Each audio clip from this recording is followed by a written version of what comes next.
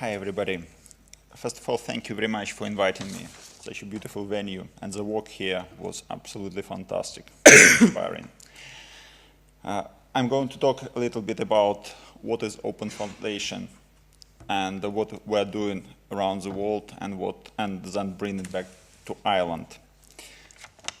So we started 2004 with an idea in mind to open up data and to see it used to empower citizens and organizations to answer questions that matter and drive positive change. And as Gwen mentioned, it's all started from defining. We actually came up with a definition.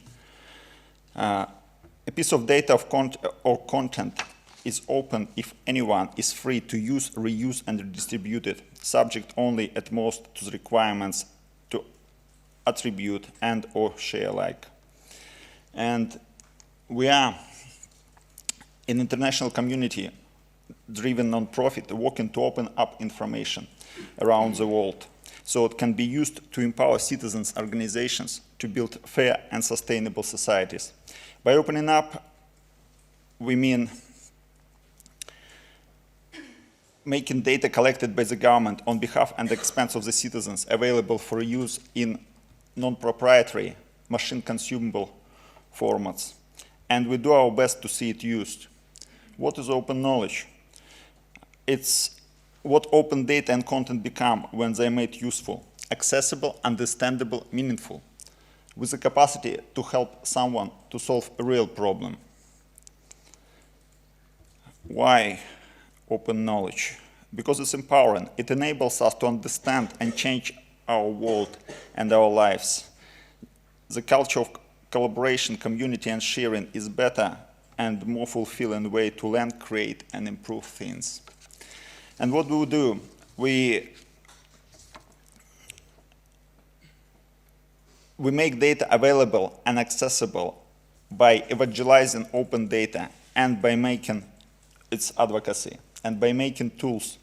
So we create open source software, data sets, training programs, handbooks, policy toolkits, and other works. Basically whatever is needed to move the space forward. And we believe that open data can help. So we've developed, for example, where does my money go to? I think it was 2007. We deployed in the United Kingdom, and this piece of software is helping citizens to see how the taxes spent by the government. And since then, this platform has been redeployed, well, as far as I remember, in more than 40 countries around the world. And we also developed an open source data management platform called CCAN, which stands for Comprehensive Knowledge Archive Network. And this became an industry standard all around the world and used by the government. It's like the data.gov in the United States government, the UK government, Central Open Data Platform is using it, Australian, Austrian government, I think more than 40 as well, governments. And we also organize events. So the biggest open knowledge event in the world is Open Knowledge Festival, and the next one will take place in July in Berlin. It's our 10th anniversary, so we are planning to make it big. Well, what's driving us? There are three E's. First of all, there are economic benefits to open data. In October 2013, McKinsey published a report, and they reckon that the open data has potential to unlock between $3 to $5 trillion in economic value across 7 domains of the global economy annually. I think there is one lifetime opportunity to improve government efficiency by reducing the number of duplicate requests and by reducing the number of Freedom of Information Act requests, for example. It's like when central open data platforms put in place, in many cases, up to 1/3 of the traffic to those platforms come from the government itself. So it makes life for the government easier. And information is power, obviously. It's empowering us as customers, clients, consumers, parents, patients, investors, and citizens. It helps us to make better informed decisions about food we eat, about health choices we make, about education we choose, about pension plans we decide to invest to, and about public representative we elect to represent our interests. The benefits of open data can be self-enforcing. As individuals perceive benefits from the use of data, they will help to improve it. To improve accuracy and details of information available, thus increasing the value of data and benefits that they can receive. However, for this, enabling ecosystem is required. So, bring back to home. Last October, we've looked at the availability of 10 key data sets across 77 jurisdictions around the world. Full disclosure, I've been involved in it, and Tracy, who is here, was helping me as well. So, according to our methodology, the United Kingdom came on top, and the same result was produced by another similar survey, which was conducted at a similar time by the World Wide Foundation, the Open Data Institute. According to Open Data Census, OKF's, Ireland came out of 77 countries, 42nd. And according to Open Data Barometer, we're on 29th. So there is a lot of opportunities for us to catch up with the rest of the world. And the problem is that data produced by the Irish government is spread across dozens of domains and rarely accessible in non-proprietary machine-readable formats. So what do we do to ensure that Ireland don't miss out? We're developing an enabling ecosystem to empower citizens' organizations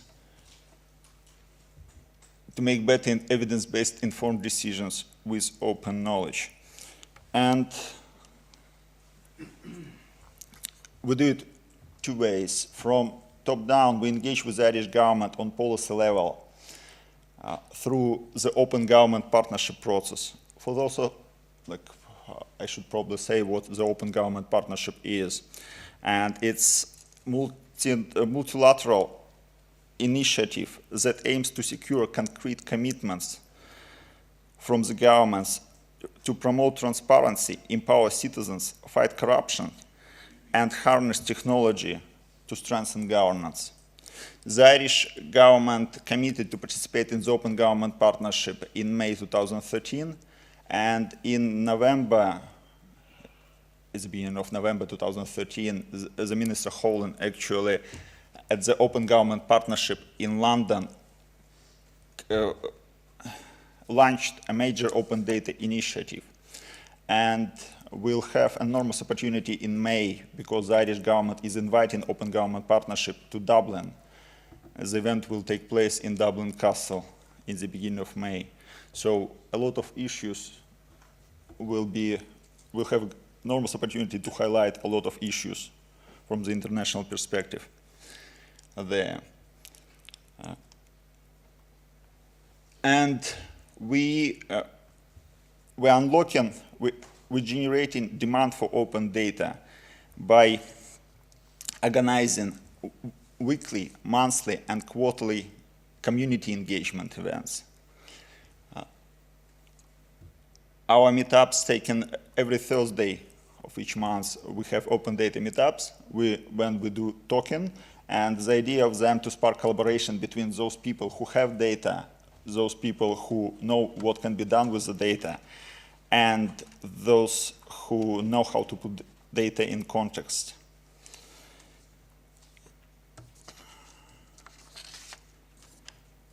And we organize hackathons so to facilitate development of instances of open data made useful.